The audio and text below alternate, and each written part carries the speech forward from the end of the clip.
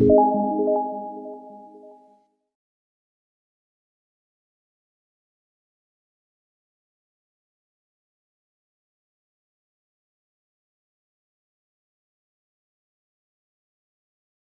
फिजा, मेरा आपके और आपके व्यूअर्स को नमस्कार और सलाम वालेकुम। ये पता नहीं आप कौन सी रिपोर्ट का हवाला दे रही हैं और आप कौन सी दुनिया की बात कर रही हैं जो कि दुनिया जानती है हिंदुस्तान का क्या हो गया कि हम दहशतगर्दी के मरकज हैं। ये मैं पहली बार सुन रहा हूँ। अगर वो ऐसी कोई दुनिया है तो हम उससे वाकिफ नहीं हैं। वही दुनिया है जिसने आपके ऊपर फाइनेंशियल एक्शन टास्क फोर्स लगा रखी है क्योंकि आप दहशतगर्दी को पैसे देते हो। भारत के खिलाफ तो ऐसा कुछ नहीं है। तो ये जो आप ख्यालों की दुनिया में रह रहे हैं, जो पाकिस्तान के बासिंदे हैं या जो कम से कम जो ओपिनियन मेकर्स हैं, वो बिल्कुल गलत है। आप 70 साल से ख्वाबों की दुनिया में रहो। बीजेपी और नरेंद्र मोदी 130 करोड़ भारतीयों ने इलेक्ट करके वहां पर भेजे हैं। वो पॉपुलर हैं, डेमोक्रेसी में उनका हक है, वो चला रहे हैं। कोई शर्मिंदगी किसी को नहीं है। ये अगर आपका इशारा पूर्वी लद्दाख की तरफ है, मशरकी लद्दाख की तरफ, ये तो कोई पहला मौका नहीं जब दोनों देशों के बीच में आपस में ऐसा फ्रिक्शन हुई है। हाँ, कैजुअलिटी 1975 के बाद पहली बार हुई है, लेकिन एक ऐसा इलाका जहाँ बॉर्डर डिमार्केट ही नहीं है, तो भारत की कोशिश रही, लेकिन चाइना ने आज तक डिमार्केशन की तरफ कोई रजामंदी नहीं करी है। उसमें कंफ्यूजन हो सकती है। बात काट रही हूँ, मेरी कोशिश होती है कि मैं आप तमाम लोगों की गुफ्तगू के दौरान कोई मुझे पॉइंट अगर मेरे जहन में आए भी तो मैं आप लोगों को इंटरप्ट ना करूं ताकि आप अपनी गुफ्तगू कंप्लीट करें। लेकिन आप कह रहे हैं कि शायद लद्दाख के हवाले से मैं बात कर रही हूँ आपसे, तो ऑलमोस्ट सारे पड़ोसी नाराज हैं। क्या वजह है फिर? देखिए, हिंदुस्तान की पॉपुलैरिटी जैसे पहले थी वो अभी भी है।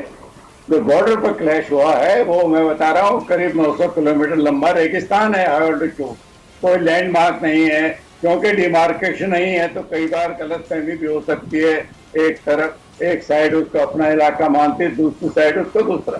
जो भी कुछ हुआ है, दोनों मुल्कों के बीच में बातचीत चल रही है, नेगोशिएशन चल रहे हैं। मिलिट्री कमांडर 4 बार मिल चुके हैं, 5वीं बार मिलने वाले हैं। नेगोशिएशन होना ही एक पॉजिटिव डेवलपमेंट है और मुझे पूरा यकीन है कि इस पर रजामंदी हो जाएगी और स्टेटस को जो है था वो बहाल हो जाएगा। आप लोग कहते हैं माइनॉरिटी से बहुत अच्छे तरीके से चलते हैं, माइनॉरिटीज ये बात क्यों नहीं मानती? बिल्कुल मानते हैं। डेमोक्रेसी में जो माइनॉरिटी की आवाज आती है वो मानी जाती है। हम एक सेकुलर कंट्री हैं। जो मंदिर के लिए आपने जमीन मुकर्रर की थी उसको नहीं बनने दे रहे आप, फिर आप हम पर सवाल उठाते हैं माइनॉरिटीज का। हमारे माइनॉरिटीज को जो हकूक औरों को मिलते हैं सबको मिले हुए। अगर जो देश के खिलाफ बोलेगा उसकी आवाज बंद करना हर सरकार का काम है।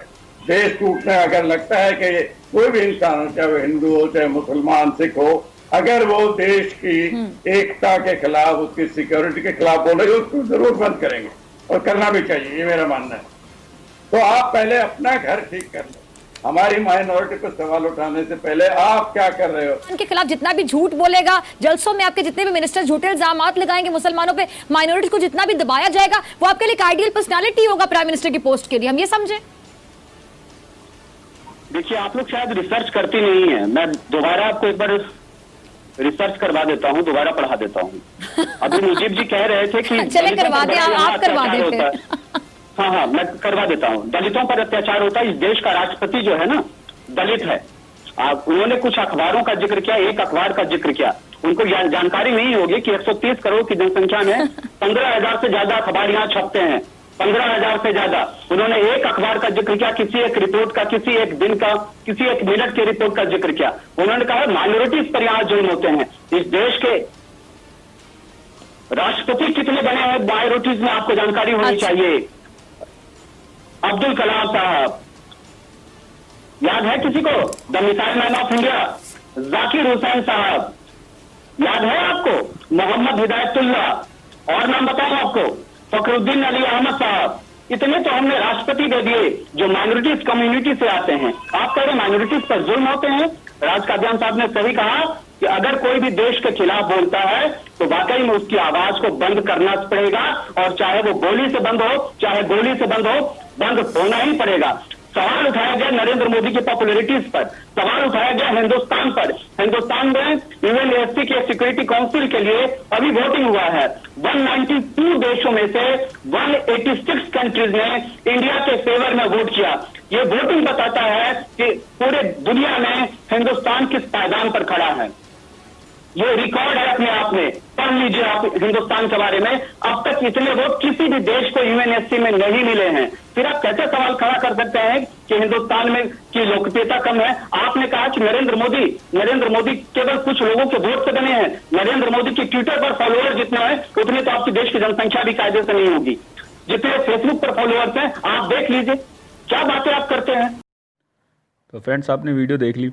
अब वीडियो में जो एंकर है इसको आपने देखा होगा, या तो ये कश्मीर के बारे में बात करेगी, या इंडियन माइनॉरिटीज़ के बारे में बात करेगी, या प्राइम मिनिस्टर मोदी के बारे में बात करेगी।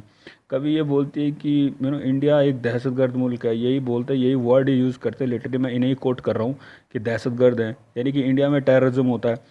अब यूनाइटेड नेशन के जो जितने भी डेजिग्नेटेड टेररिस्ट हैं, आप सबको पता है कि वो उनका घर कहाँ है या वो रहते कहाँ हैं, वो पाकिस्तान में है। अब फाइनेंशियल एक्शन टास्क फोर्स की जो ग्रे लिस्ट के अंदर तुम हो, कब से ग्रे लिस्ट में पड़े हो, ब्लैक लिस्ट भी हो सकते हो अगर तुम्हारी हरकतें बदली नहीं कि तुमने टेररिज्म को फंडिंग करना बंद नहीं करा। दूसरी बात है कि इंडिया की बात करते हैं, इंडिया भी यूनाइटेड नेशन सिक्योरिटी काउंसिल का मेंबर बना है, परमानेंट मेंबर, आप सबको पता ही होगा। 192 में से 184 कंट्रीज़ ने इंडिया को सपोर्ट करा है। तो अब इससे बड़ा इनको प्रूफ क्या चाहिए कि इंडिया इनसे बहुत आगे है, काफ़ी पावरफुल है। दूसरी बात, इंडिया एक सेकुलर स्टेट है। हम यहाँ पे हर एक रिलीजन को अपने राइट्स हैं, फंडामेंटल राइट्स हैं उनके, चाहे वो मुस्लिम हो, हिंदू हो, सिख हो, कोई भी हो। लेकिन फिर उसके बाद ये इंडिया को लेक्चर देने चलते हैं कि इंडिया में माइनॉरिटीज़ के खिलाफ ये हो रहा है, माइनॉरिटी, ये इनका यही काम है। अपने यहाँ ये देखते नहीं कि इनके यहाँ पे क्या हो रहा है। तो इनको ये सोचना चाहिए कि जैसे कि एक बहुत ही फेमस कहावत है हमारे यहाँ पे कि जिनके घर शीशे के बने होते हैं दूसरों के पत्थर नहीं फेंचे। भाई तुम पहले अपने माइनॉरिटीज़ को देख लो, उसके बाद इंडिया के बारे में बोलो। अगर तुमने अपनी सारे प्रॉब्लम सॉर्ट आउट कर लिए तब तुम इंडिया के बारे में कुछ बोलो, तब तो सुनने में अच्छा लगता है। मैं ये नहीं कह रहा कि इंडिया एक बहुत ही परफेक्ट कंट्री, नेवर, मैंने कभी भी नहीं कहा। लेकिन आप इंडिया को उस चीज़ पे लेक्चर दे रहे हो जिसकी जो प्रॉब्लम आपके अंदर खुद है। तो पहले आप उन्हें सॉर्ट आउट करो, फिर इंडिया के बारे में बात करो। और आप इंडिया को बार बार इंडिया इंडिया, इसके अलावा तो हमारे पास कुछ कहा नहीं। कभी बोलते हैं मोदी, बहुत कम लोगों का उसका सपोर्ट है। यार अब यहाँ पे एक जो पैनलिस्ट हैं जिसको आप देख भी रहे होंगे स्क्रीन के ऊपर, जो आपने देखा भी होगा, उन्होंने कहा कि इंडिया जो उसके ट्विटर और फेसबुक फॉलोअर्स हैं वो आपकी पूरी पॉपुलेशन से ज़्यादा हैं। तो अब इससे बड़ा इनको प्रूफ क्या चाहिए कि इंडिया में जो प्राइम मिनिस्टर है वो केवल हिंदुओं का प्राइम मिनिस्टर नहीं है, वो केवल मुसलमानों का प्राइम मिनिस्टर नहीं है, उसको सब ने वोट दिया है, तब जाके वो इंडिया की देश की टॉप चेयर के ऊपर बैठे हुए हैं। सो बस मैं यही कहना चाहता हूँ और एक सजेशन दूंगा इन्हें कि इंडिया के इंटरनल मैटर में इंटरफेयर ना करें। बेटर होगा अपनी डेवलपमेंट पे ध्यान दें, फ़ायदा होगा आपको। बस मैं यही कहना चाहता हूँ।